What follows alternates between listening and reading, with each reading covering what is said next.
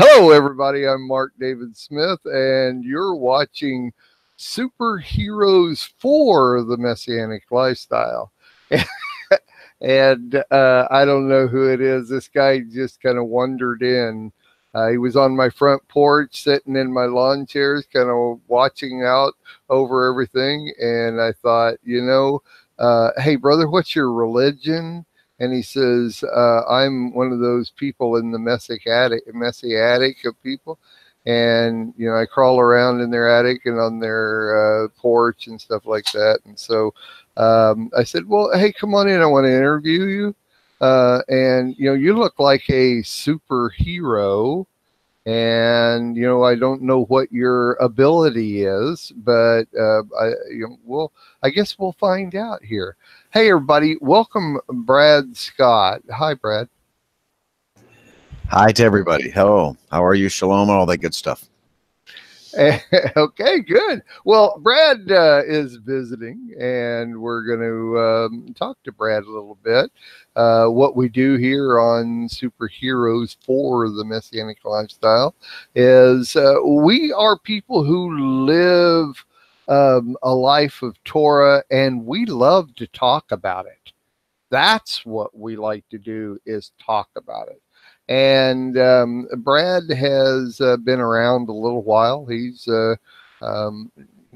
studied a few things in Torah and shared them with people, and people like to listen to him. And so, but do we really know who Brad Scott is? I mean, really know who he is. So we're going to find out. And let's start with this. Hey, Brad, why don't you give us a little background of your growing up and the belief system that your family was involved in? How did you perceive the lifestyle you were living, the belief system that you were living in? This is not a working number. Please try dialing again. All right. Anyway, some of you are wondering, what in the world was that all about? Seriously, we probably should be serious. This is a serious show, isn't it, Mark? As far as I know, it's a serious, it's a serious show. I think I've probably said this many times, but I'll maybe just elaborate a little bit on it. I was raised in a non-evangelical church system. I was raised as a Lutheran. My parents raised me that way, and we lived out in Nevada. And I was an altar boy. I did the little candle thing and so forth. And so I was raised in a system that was, just sitting in pews and following the bulletin. You all know what I'm talking about, and the doxology, etc. I was confirmed in a Lutheran church. I went through that process between my 12th and 13th year. And then when my parents chose to move back to Missouri, which is where we're from, Missouri, but when just lived a few years in Nevada, and we were on our way back, my father took another job back there. Somewhere along the way, Mark, since my father was raised a Baptist and my mother was raised a Lutheran, somewhere along the way they decided that, my mother decided that Baptists were too wild, and my father decided that Lutherans were dead in the water, too liturgical, etc. So somewhere along the way they decided that we're going to do something in between the two, so we became Methodists. And so I guess Methodists are between Lutherans and Baptists somewhere. So when we get back to Missouri, we actually attended the largest Methodist church that in the entire state of Missouri. And it's where all the St. Louis Cardinal football players and baseball players went to church as well. So it was a very well-known large Methodist church. And I loved the pastor there, the Reverend Michener, was his name. I still remember his name. He was the first, this is the 60s. So he was the first pastor minister that I had ever known that that they didn't do the choir thing. He stood up at the pulpit and played guitar. Now, being the hippy dippy 60s and coming into the hippy dippy thing, you know, Paul Revere and the Raiders and the Hermits and the Dave Clark Five and those kind of things. That was very exciting to me to see someone play the guitars, you know, like the Monkees or whatever. And so I was very impressed with him. Come to find out about 10 years later, he ran off to a hippie commune, divorced his wife, and ran off to a hippie commune. So maybe he wasn't perhaps the Methodist Church's best choice to minister to that church. But then I went off to college, and like a lot of other students, religion, things like that was not my concern. But I still came back and taught a adult class. This is 1971 and 72. I'm still teaching adult classes at the Methodist Church. And somewhere along the line, I ended up in Nashville trying to be a rock star. I went through my period of time where I played in a band and opened up for a bunch of other big bands at that time that some of you would know, and went down to Nashville to be a rock star. And I ran into an old high school friend of mine and college buddy, and he was, quote, born again. And I had never heard that term in my life. Lutherans, Methodists, they don't say born again. They don't talk about those kind of things. And he took me to his church, very Pentecostal. And there I can say that was really my first introduction to something happening to me, something very life-changing. And so I went on from there. For a short time, I went to a seminary in Springfield. I only lasted a couple of months, but typical seminary teaching, that's where I learned Greek. I first learned Greek, Mark. I fell in love with the Greek language. I loved it. And in most of the seminaries in America, you know, there's 9 Greek courses and then 1 Hebrew, and then 9 more Greek courses and then 1 Hebrew. And so I didn't get a lot of Hebrew, but I got enough to start to learn the language. And then I left and went into regular work. But in the meantime, I started to read. And I suppose it's probably the Dead Sea Scrolls that changed my life. And what I mean by that is that when I started to read commentaries about the Dead Sea Scrolls, because right around 81, 82, 83, somewhere in there, only one large Christian organization had pretty much control of the Dead Sea Scrolls. You know, the guys with the funny cone hats, okay. And they were kind of, nobody else really had a chance to see them. Well, they started to release them to other Dead Sea Scroll scholars back in the early 80s. And they were trained just like I was when I went to seminary, and that is, Old Testament was originally written in Hebrew and a little bit of Aramaic, and the New Testament was originally written in Greek. And that's what everybody was taught. No one was taught where that came from or if that was even true, but that's what we were all taught. But these guys, Pinhas Lafhid and Matthew Black, and very well-known Aramaic and Hebrew scholars, had an opportunity to see the Dead Sea Scrolls, look at them.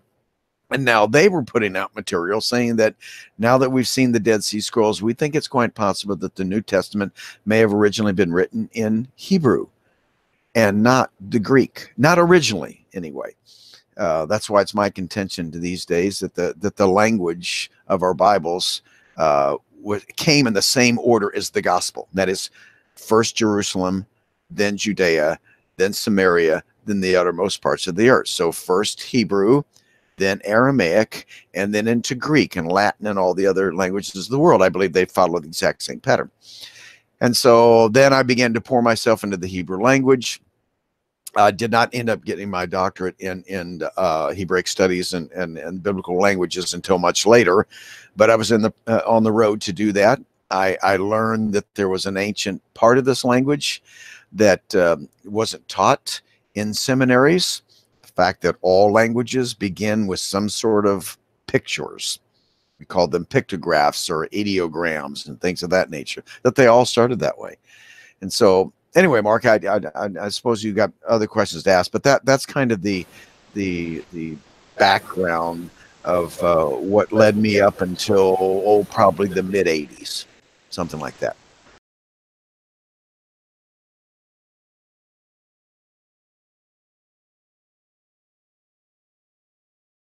what was the transition then of kind of flowing into the Messianic lifestyle then?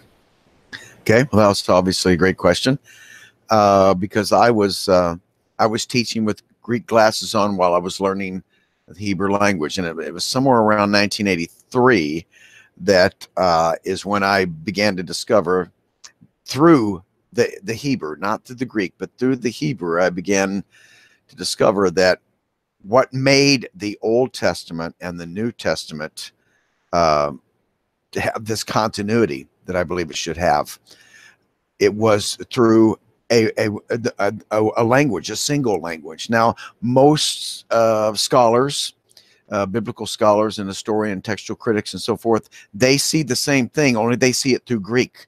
They believe that Greek is the common language that we should understand Hebraic thought and Greek thought with, and even Aramaic, which is very similar to Hebrew anyway. And so they saw, I, on the other hand, I saw it through the Hebrew language. And so I think that's one of the things that causes us to see differences in the Old Testament and the New Testament, is because of the language.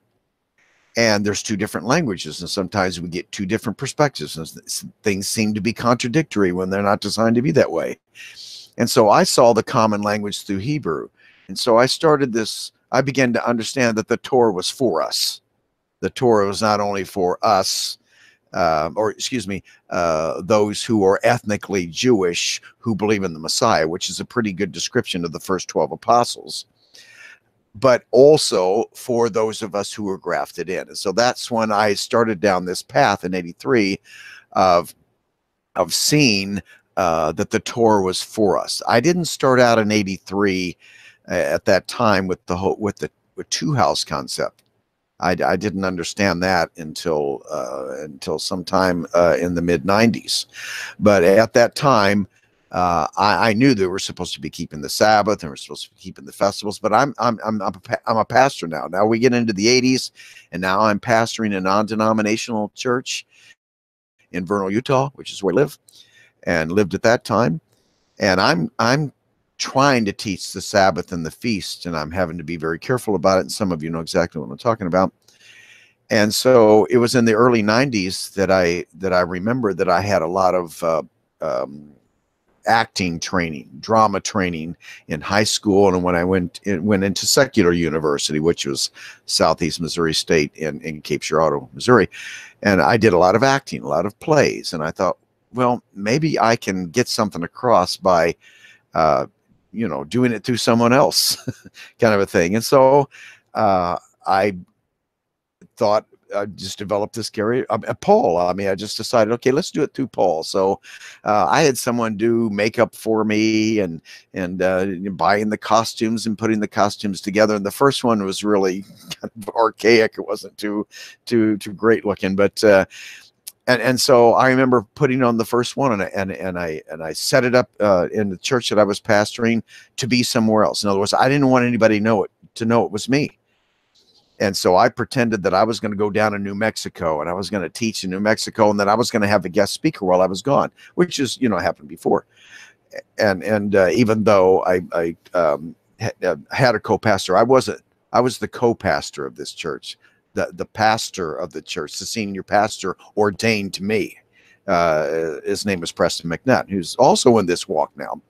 But so I decided to do this character, and we kind of set it up together that nobody would know it was me. And we put up posters around the church saying the 2,000-year-old man, which is an old Mel Brooks, Carl Reiner thing from the '60s, and a book that was written. So we were advertising it as if, what would Paul think if he was living in America today, if he was seeing what's going on in the world? So I developed this whole script, and I put it together, and I put some dancing in there, and some music, and some humor relief and things of that nature. And I did it in front of everybody in my church, and no one knew, Mark. No one knew it was me. And so I get almost through the whole script, and I'm down to the last 5 minutes, and I decided, okay, I'm going to conclude by lifting my hands up and doing, so I'm doing the Aaronic blessing over the people, at that time, and I lifted up. Makeup was everywhere, but starting about, I don't know, you can't see it right here, but starting about right here, up here, there was no makeup. It was just on my hands and everywhere else. And as soon as I lifted that up, now my youngest son at that time was, he was like 8 years old. As soon as I lifted up my sleeve, my son saw that and he went, "Dad," loud, which blew the whole scheme, to pieces right there. And everybody went, "Oh, you're kidding me," and everything. So everybody kind of freaked out, but it went real well. I mean, I think a lot of people understood, because it wasn't, the prophet in your own country kind of thing. It was, they really thought it was someone else. And I would like to think I did it well enough that everybody could stay with the character and maybe even half pretend that maybe this really is Paul, kind of a thing. And so that's really what started me down another whole road.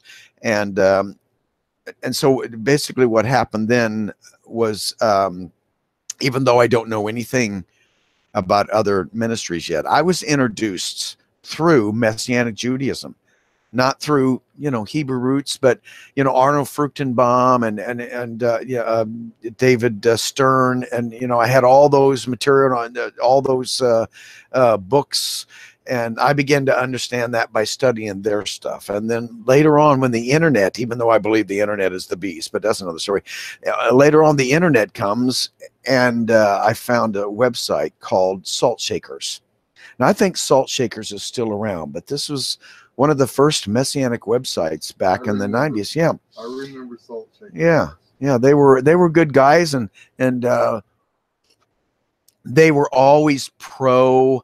This is what we should be doing. They never got into the arena, even though they would not agree with the Hebrew roots doctrine today. But they never really got into that. They stayed pretty much with, okay, this is what the Bible says, and this is what God's people should be doing.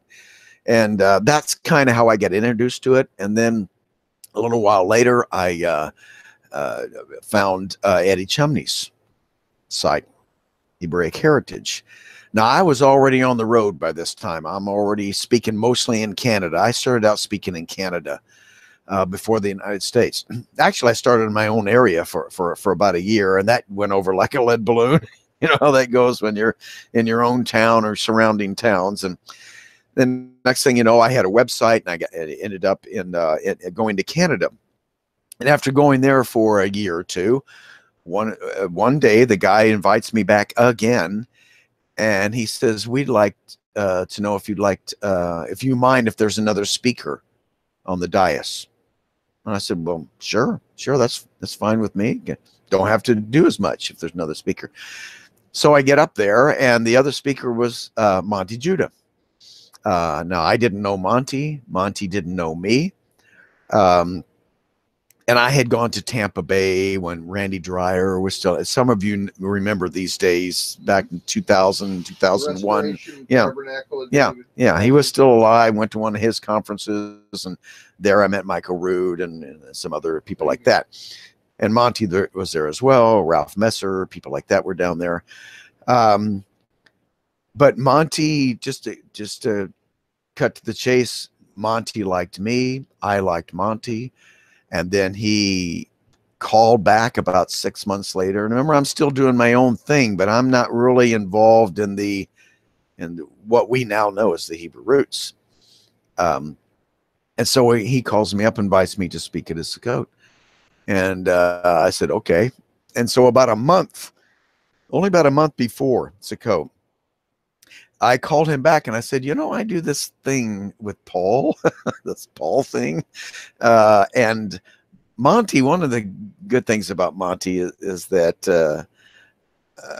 that he really does recognize things. I mean, he can see through things.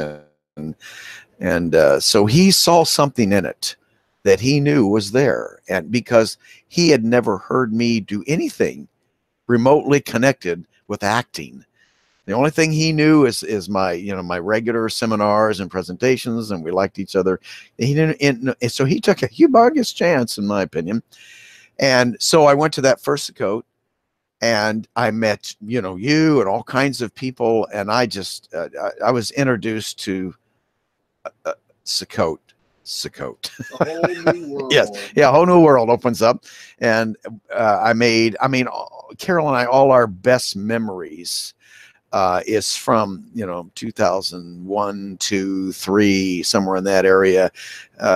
Just meeting some of the most wonderful people, and of course, a whole new audience opened up then, because I was mostly going, like I said, the people in Canada, they were quote Messianic, but they weren't really into the Hebrew roots thing yet. But I was going to a lot of churches. That was just to give you an idea of how old this is. I was traveling with an overhead projector. Okay, what? So to give you an idea, an overhead projector, how antiquated we were in those days. And I was doing a whole, back in those days, I was doing a whole, this is where the church went wrong. I was doing as a matter of fact, I hate to do a shameless promotion, but on our series is called History of the Church on the Rock, or on the Rocks is what we called it, and kind of developed into that. And I was doing a whole, here's what happened in the first century, here's what happened in the second century, third century, and slides, etc. But then I began to focus on the language. Because Hebrew is the knowledge of this language is what brought me into this understanding in the first place. It didn't come from reading an article on the Sabbath. It didn't happen for me through reading something about the feast. It was the language. That's what made the connection. And I know there's a lot of people out there like me that you did kind of discover this on your own. And all that proves is our Father's able to speak the truth to more than one person. That's really all that proves. Because there's a lot of us in this walk that we discovered through reading and seeing something that someone else did. And it got us thinking, yeah, why aren't we doing that? And why are we doing this? And instead of that, and that's how it went. And then it just went nuts from there, Mark. Well, so just went crazy from that point forward. Got very busy. Changed my whole life. I ended up quitting my job. I mean, at first I was doing both. I was selling in the oil field in Vernal, Utah, and I had 3 weeks of vacation every year. And so that means 15 days. So 15 Fridays, if you will, a year for just a few years, or 96, 97. So I'd fly out on a Friday, speak at a congregation on Friday night and Saturday, maybe a little bit Sunday, catch a plane back on Sunday evening, go back to work on Monday, and a week later or 2 weeks later, I'd do it again. And I did that for a few years. Then I got in a really bad car accident. I have these happen to me quite often. Got in a real bad car accident in 2003, and that's when I went full time because I hurt myself. And so here we are. You mentioned quite a few names. Who else can you think of that influenced you then and now? Who do you see that you like that helps you understand? I've told this story, I don't know how many times over the years, especially when I'm at a conference and it's Eddie Chumney and I speaking at the same time. But back in 96, 97, I'm going to go back that far, when Eddie started teaching the whole concept of the house of Israel and the house of Judah, what is ostensibly called a two-house. And when I first heard it, it just, I don't know, it just didn't resonate with me. It smacked of British Israelism and the Worldwide Church of God and those kind of things. And I just, it did sound like replacement theology to me. And I'm not blaming that all on Eddie, because most of that I was hearing was from this group up in Canada. Because when I got there, they were ostensibly what we call two house. They were trying to get me to see this, and it was just, I think it was just poorly put. And so I was vehemently against it.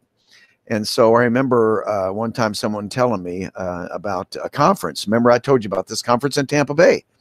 There's going to be a conference, and Eddie Chumney's going to be there. So I remember coming back home and telling Carol, I said, pack up our bags. We're heading down to Florida, and I'm going to turn this man's life upside down. That was my thought at the time.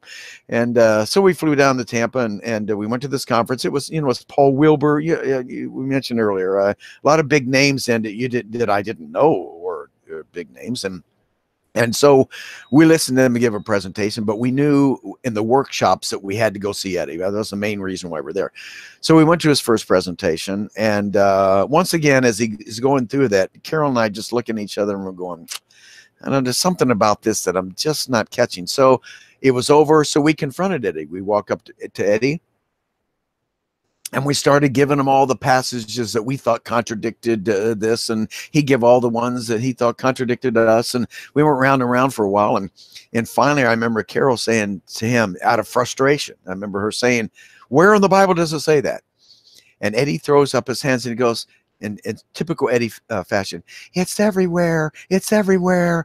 You know, and so that was so we just kind of walked away. So as we were making this decision on whether to what to do for the next workshop, we looked at each other and said, okay, let's go back and listen to Eddie's second part. So we went back to the second part, and all of a sudden, I don't think Carol and I can even tell you what it was, but something he said clicked. Actually, Carol got it first. She turned to me at first, and a couple minutes later, I turned to her, and we just kind of looked at each other and said, we got it. We got it. And I tell this story when I'm at a conference, and I always like to introduce Eddie. Okay. And Eddie doesn't mind. I say, you know, I'll go up to the host or whatever and say, can I introduce Eddie? I'm like, oh, sure, if you want to do that. So I'm up there telling this story. And so I end the story by saying I went down to Florida to turn Eddie's life upside down. Instead, I got there and Eddie turned my life upside down. Ladies and gentlemen, introducing Eddie Chumney or whatever. That's kind of how it goes. So, so it's Monty, it's Eddie Chumney, and I would say, you know, when you talk about, I mean, other than the David Stearns and the Messianic ones, as far as Hebrew roots goes, those would be the first two that that I came into contact with that played a major role in my life, Eddie and Monty, and they still do. You know, we don't get to see each other hardly anymore, but that, you know, it was back in those days. You know, Bill Cloud and I, which was the third one to come along. That's why I said I don't want to miss anybody. But you know, the first year I was there, I also met Bill. But it really wasn't to the second year that we saw each other again at Monty Sacote. And we just became the best of friends. But we used to do things together. Those are the days where it wasn't quite as, if I can use the word popular, as it is now. As far as numbers are concerned, it's not near, you know, Christianity or anything like that. But it's certainly much more well known today, this walk, than it was back then. And we could go out 2 by 2. And of course, we had to stop that because, you know, like Bill snores. He snores really loud. So anyway, so we I can cut that out. I can cut that part out. So we stopped being able to go out together and share the hotel room, if you know what I mean. And so it's been nonstop for I don't know, 20 some odd years. It's been nonstop, and it's afforded me the opportunity to be able to visit. So I've spoken in some 50 plus countries now. I've spoken in some 50 plus prisons in America as well, which is very exciting to me. My favorite thing in this walk, even though you didn't ask it or if you were, but is speaking to the youth, the next generation, or the young people, and being in prisons. That's the most exciting thing, is being in the prisons. If you've never gone and had this message in a prison, you really need to do so. That's where a lot of the joy is. You mean speaking to people in prison, not actually being in prison? Yeah. Yeah, we need to make that distinction. Don't. So, well, I am going to rob a bank now in order to get in and satisfy 3 Brad. months from now, what are we going to be hearing in the hubbub of That's right. the Messianic Brad, lifestyle? yeah. When was Brad in prison? Yeah. No, it's speaking in the prisons. This is the pretty amazing. In those days, a lot of us were really looking at that and It was trying different to then, figure was it out. not? It was different then. I mean, but one of the questions I get probably asked the most is, Brad, since are out of the country as much as you're in the country and you spend so much time, what do you see? What do you see the direction that the Hebrew roots thing is going? And I get that asked, and that's a logical thing to ask anyway. It's not off the wall. And my response for the past 5 years has been the same, and that is that when it comes to those of us who have been in this walk a long time, relatively speaking, it's probably more divisive than ever. I hate to say, because we are professionals. I've said many times, the Hebrew roots people are professionals at division. I mean, we've gotten very good at it. We practice a lot. And because we practice a lot, we get very good at it. We put everyone else to shame when it comes to coming up with things to divide ourselves over. And I also insist that the main reason for that is because we just have more books to argue about. We argue about all 66 books when the Jews only get to argue about 39, and the Christians argue about 27. And so we just have more fodder, kind of to draw from. But what I see happening is that those who are receiving this message today, even though it was exciting back then, Mark, they are taking their time. And what I mean by that is they're not diving headfirst right into this walk. So because for years, a lot of people did that, and a lot of us got enamored with Jewish things and got enamored with reading the Talmud and the Torah commentaries and learning the 7 rules of Hillel. Remember back in those days, everybody was all excited about it. And over time, there is a significant amount of people that ended up just denying and abandoning Yeshua and the New Testament and converting to Judaism. And a lot of people just caused big problems in the churches that they were in, and pointing the fingers and at everybody who didn't understand what they understood at that point, being pagan and all that kind of stuff.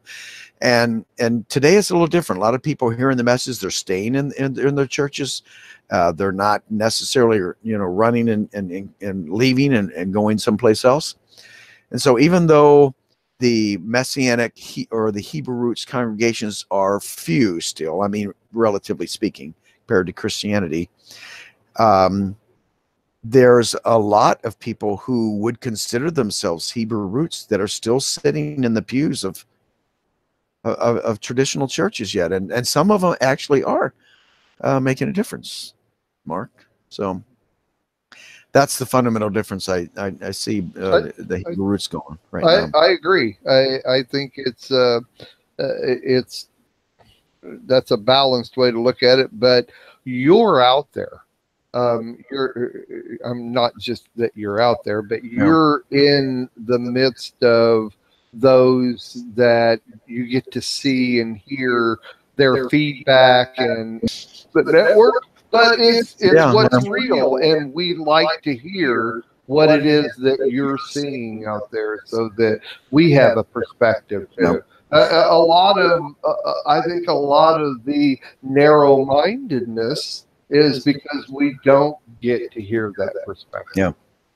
Well, I think that we've gone through a period of time where we did have those divisions. We did have a lot of issues where people had to choose, or how to say it, how not to say it, when to start Passover, when to not. And rather than looking at it as maybe we shouldn't look at it from a divisive point of view, maybe I can suggest that based upon Ecclesiastes chapter 3, that perhaps we can look back and say, okay, the fathers took us through that time. He took us through a time where we had to weed out some things, and maybe some of these, I remember Paul saying something like, "There must be divisions among you," and because there is, that weeds out some of the differences. And so, I believe it's quite possible that we've gone through that time now, and now it's, instead of a time of scattering, maybe now it's a time of gathering. And because I think a lot of people feel the way we do right now, that the Father's doing something in this walk, and it may not be called this much longer. We may have to accept the possibility that what we ostensibly call Hebrew roots is not the last thing the Father's doing. It was just the step. As a matter of fact, I'm going to suggest that if the whole Hebrew roots thing completely disappears tomorrow, I believe that we accomplished what the Hebrew, from our Father's point of view, what it was all about. I believe we have successfully, Mark, caused a lot of people to revisit their Bibles, to go back and read that passage again. Maybe I did learn that wrong, and to go back and study the scriptures for ourselves. And even though they may not at this point still agree, that they're at least they're going back and reading their Bible, and maybe it will become something else very soon if the Messiah tarries, and maybe we'll have a different word for it. I don't know. I a lot of times I don't have problems with words like other people do. I'm not going to call myself Messianic because blah blah blah. Well, I react to the word. There's nothing wrong with the word Messianic. It's a perfectly wonderful word. Hebrew roots. From my point of view, especially in my ministry, the whole idea is, why do we call it that? Because we're trying to get back to our roots. And our roots are embedded in, I believe, Abraham. That's why we're not called Moses' seed. In the scriptures, we're not called Isaiah's seed, David's seed, Moses' seed, Noah's seed. We're called Abraham's seed. Why? Because our pattern and our model is Abraham. That's the reason why Abraham first believed God. It was accounted unto him for righteousness. Then he kept the commandments of God. And because of that, that's what's going to bless all the nations of the earth, is that pattern, that model. Well, Abraham was the first one called an Hebrew. I don't know if they teach that in English anymore. I think they drop the an and just say a, but I was raised at an Hebrew. He was an Hebrew. And so that's the reason why we call it Hebrew roots. If anybody's listening, I wonder where that name came from. I think it was patented by someone we know back in the 70s, but that's the way I see Hebrew roots. So I don't have any problem with calling it that, even though, on the internet it may change and be called something else. Hey, works. Yeah. It doesn't make any difference what you call it, as long as you stay unified Doing it. in it. Yeah. That's really all that matters. Well, the name of the ministry is Wild Branch Ministry. Thank you for being correct about that. That's fine. Tell us a little bit about the history and where you are and where you're going with the ministry. Well, the actual ministry itself began with a newsletter when I was pastoring, right in the days of the Paul, right at the time doing the Paul things and trying to convince my congregation that the Torah was for us and as well. And so I started out a newsletter, and it had a circulation of, like 12. And so I had a little Wild Branch going. And of course I took the name from Romans chapter 12. At that time, Mark, I wasn't thinking in the future down the road of something that would have a Hebrew word in it. Today everybody has to have a Hebrew word. And if we're going to call ourselves something, it has to be something from the Hebrew. For some reason, just being a simple son of God doesn't work. I have to choose something else. But at the time, I knew that I was a wild branch from a wild olive tree grafted into a natural tree. And right at first, our focus was to go out to the wild branches and bring the natural tree, or at least the fruit of the natural tree, to the wild olive tree. And that was so that's why we called it the Wild Branch Ministry. And I don't know that that's changed a whole lot, but that's where the name comes forth from. And it started in '93 with just some local newsletters in my church, and then I started a seminar called Introduction to Biblical Judaism. I don't think I would have called that now, but terminology, you learn things over time to go, maybe that way, and blah blah blah. And so I would have seminars in my own town presented by the Wild Branch Ministry, called Intro to Biblical Judaism. You know, it started out with a small amount of people. I tried to do what I think is biblical, and that is start out in my own town. And then next thing you know, I was invited to speak in a town that was called Dinosaur, Colorado. Dinosaur Baptist Church, Dinosaur, Colorado, which is about 28 miles away or something like that. And then I went to Dinosaur, and then that spread, you know, from Dinosaur. And then I get a call from Grand Junction, Colorado. And so that I went down there to speak, and that spread out. And next thing you know, I get the call from Windsor, Ontario, Canada, and it just kind of kept spreading that way. But things are different today than they were then. The internet was just getting started in the early 90s, in the mid 90s. It was kind of a new thing. Laptops was not a household word in those days. Everybody just had the main, you know, desktop and the main thing, and so there was a lot of terminology. You know, email. I don't remember hearing the word email back in the early 90s, but I'm not a computer geek either, so maybe I'm wrong about that. But this is long before Pal Talk. Remember Pal Talk? I don't know what happened to that. There's no time to do that anymore, obviously. But Pal Talk came on the scene here in the early part of this millennium, and things have kind of progressed from there. Now, to me, the focus needs to be the next generation, not in just teaching them, but raising up young people. And I think we need to be careful because I've seen a handful of young. A couple of them, I kind of feel responsible for them being where they are right now, but or were. But I think we need to be careful about bringing up the next generation, in case the Messiah tarries, and making sure that they are 100% respectful of their elders. Some of the things that I've seen out there, I'm thinking this is dissing. This is a diss of elders.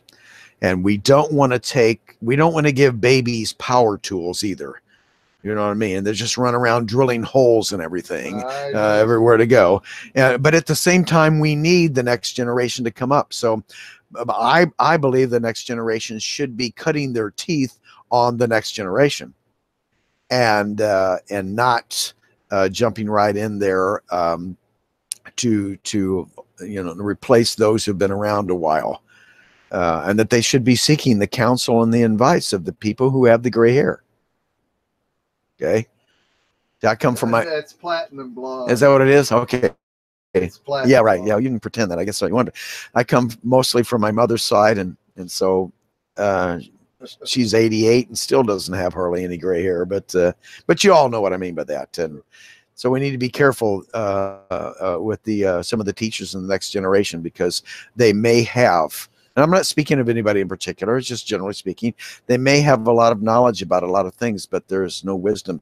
There's no wisdom yet, for the most part, because you can't, wisdom comes from experience. And I agree. So okay. So one of the things I'm always interested in, and I get asked this a lot, is what do people who teach and we listen to their teachings, what do they study from? Where do they get information that leads them to understanding? And I know the general thing is, the Holy Spirit. Well, that should be a given, but so like this, in general, what you use. Sure. Well, that's a great question. I do thank you for asking that question, because first of all, the Holy Spirit, the Comforter, needs to be your source, but his purpose, at least one of the purposes, is to lead his people into all truth. And so, yes, it has to come from the Spirit, from the Holy Spirit, but then he leads us to certain places. When it comes to the language in particular, on my website, wildbranch.org. I have a section that you can click on, and it gives you my favorite ones. It's got like 7 or 8 things on there of the like the first 4 is something everybody should have in the first place, because if you don't know Hebrew and you don't know Greek, then you're going to have to start out with something like a Strong's Concordance, a Brown's Driver Briggs, a Jacinius, and things like that, Thayer's Lexicon, things of that nature. But they are indeed Americanized Hebrew, and you need to go further than that. But my fundamental belief all along has been, with respect to the language, especially a lot of people go back to Hebrew, you need to get material and books and sources from those who have gone before you, that know the language. It's part of who they are. It's not just the language they were raised in, but they are the great sages of this language. People have gone, because once, one of the things that I've seen in this walk that has a tendency to happen is, once people start realizing, catching on, that all languages of the world, and we don't have time to go into a linguistic study here, but all languages of the world have always understood to come forth from one. And fundamentally, the difference is whether it's the white man's view of languages, which is an Indo-European Sanskrit source, or what I believe a biblical perspective. And then once people discover, no matter which side you fall on, but everybody agrees everything started from one language. All languages come forth from one. And everyone agrees that in the beginning they were pictures, just like kids draw. They were picture-like. But even though over time, see, I believe that language has devolved, not evolved. And I'm not the only one that holds that, but there's few of us that hold that opinion. Most people go for the human evolution thing, the Darwin view, that humans have evolved, and so language has evolved. I believe just exactly the opposite. But having said that, there's some dangers about going back to the pictographs, because even though the forms of the letters have changed, the meaning has not changed. Whether you see an Aramaic style bet, script of a bet, or you see a house, an actual house itself, it still means the same thing, even though the shape of the letter has changed. And I see a lot of people taking these things and kind of massaging them to fit a doctrinal position. And so I see some dangers in this walk when it comes to those kind of things. And so I've always recommended Ernst Klein, E-R-N-E-S-T, not Ernest Klein, but excuse me, E-R-N-S-T. Right. Ernst Klein, not Ernest Klein. Etymological Biblical Hebrew, Samuel Raphael Hirsch's Etymological Dictionary. I've always recommended those. Those are 2 of my favorite. I have, obviously, over time, you develop a pretty good library of Hebrew sources, but those are the ones I use, still rely on the most.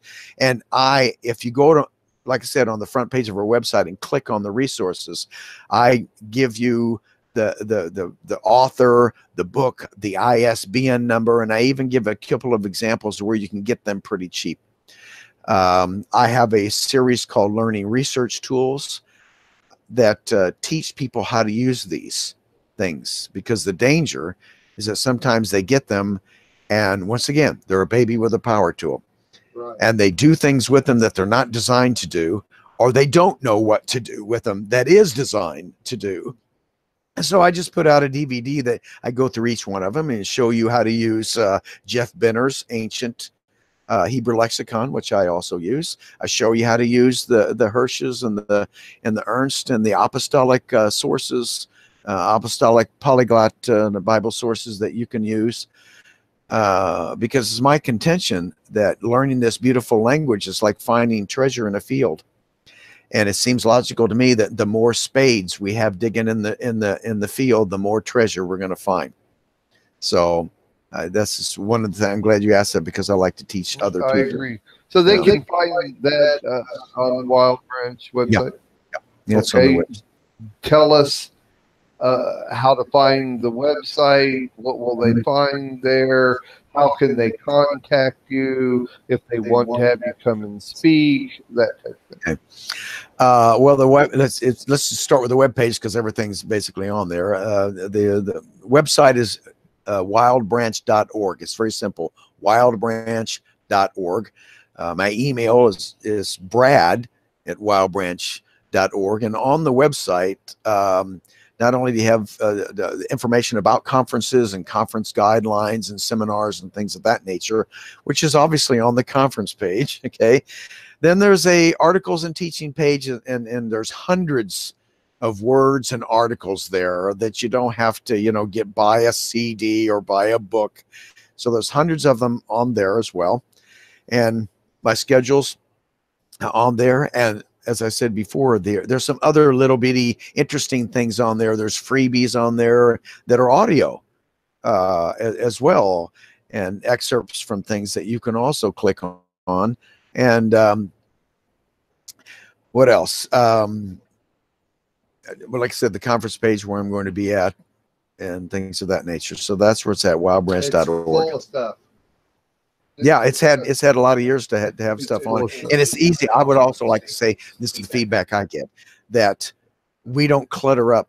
I mean, the Wild Branch page has remained exactly. You open it up, it looks exactly the same now as it did 20 years ago. Everything in the marketplace is the exact same cost as it was in the 90s. Nothing has really changed at all, and it's very simple to navigate. And there's not a lot of clickling, glittering things, buzzers and bells, and too many places to go. It is very simply laid out. Good. It's true. It is. Don't just speak at conferences. You will come to a Torah study, a small congregation. You'll come and sit around and eat supper with you. Yeah. We just did it last night. That's mostly what I do. I do about I choose about 3 conferences a year. The big ones. 3 conferences a year to do, and so I would say 95% of what I do is, schools and hotel banquet rooms and small churches that have a place where even outside the sanctuary, you meet in the lunchroom or whatever. That's my favorite things to do, and people's homes. I do a lot of conferences where they just pile 50 chairs in a house, and how cool is that? I mean, we get to knit our hearts and we get to know each other better, and that is my favorite thing to do, and always has. And I suppose that if I was going to close with something, I would say that there is a lot of clutter and a lot of minutia in this walk. And there's a lot of people that get frustrated with all the stuff that's bombarding them at the same time. But I want to say to everyone out there that after this is now 2019, after 36 years in this walk, I personally am just as excited about it as I was 25 years ago, 20 years ago. Once again, I believe that this is, and I'm sure many of you listen to me feel the same way. I believe that what we ostensibly call, I guess I probably used the word ostensibly too much, Hebrew roots is what our Father is doing right now. I still believe that with all my heart. That is what he's doing. And we still have a great field out there that's ready for harvest to go out into. And I think you should still be focusing on that. Don't get discouraged, I guess is what I'm saying. Find something that you can trust in. I would say that more than anything, because over time there's a billion, not a billion, total exaggeration, but there's a lot more Messianic Hebrew roots things out there than there ever was before. Find one that you can trust. Find one that will the person or persons will talk to you, and they will They're not just a face on a YouTube. Amen. Amen. Amen. Very, very, very good. Well, there we go. We've been talking with Brad Scott, Wild Branch Ministry. See, now they can see over there that, Brad is he's real, just like all the rest of us. I saw a little glow on him one time, and it just kind of, it's like, it went away. It was just, it was false. It went away. That somebody shined a flashlight or something. So there you go. Now you know everything that there is to know about Brad Scott, and you never have to think anything again. If you've ever heard anything different than what you heard today, you heard it come out of his own mouth. And that's right. There it is. Thanks for watching, everybody. We appreciate it. Tell your friends and family to come to the new Messianic Lamb Video Network. And thanks again for watching, and we'll see you in the next interview. God bless. Shalom.